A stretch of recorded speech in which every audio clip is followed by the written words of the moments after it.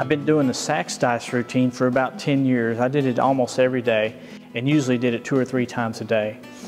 The problem with it was, when you're done, the dots aren't in the altered configuration.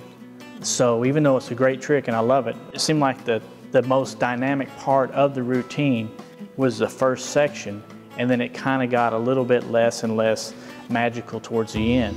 And now you can start slow, have a pretty dynamic part, and it slows down a little bit, and then at the end you have the dots moving around, and then you hand out that die with the dots already reconfigured. And it's an examinable routine at that point.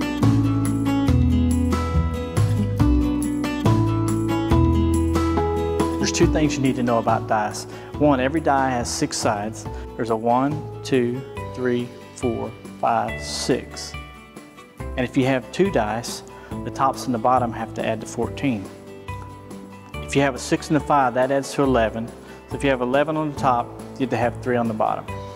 But if I rub the bottom like that, the 11 goes to the bottom and the 3 goes to the top.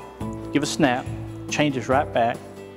Now if you're ever playing dice with somebody and they have 11 on the top and 11 on the bottom, you know they're cheating, because you can't have 11 on the top and the bottom, because you have to have 3 on one side or the other.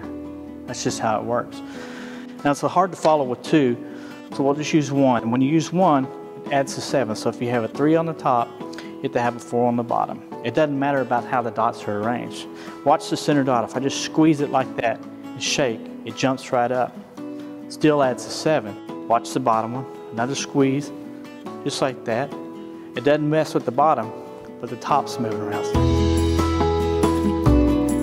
Get 3 on the top, 4 on the bottom. Watch that center die. If I pluck it off the bottom, it leaves a 2. I can put it right back on the bottom. That gives us a 5. You have 2 and a 5, still adds a 7. Watch the 3. If I reach out there and pluck off the center dot, pop it back on. Watch the last dot.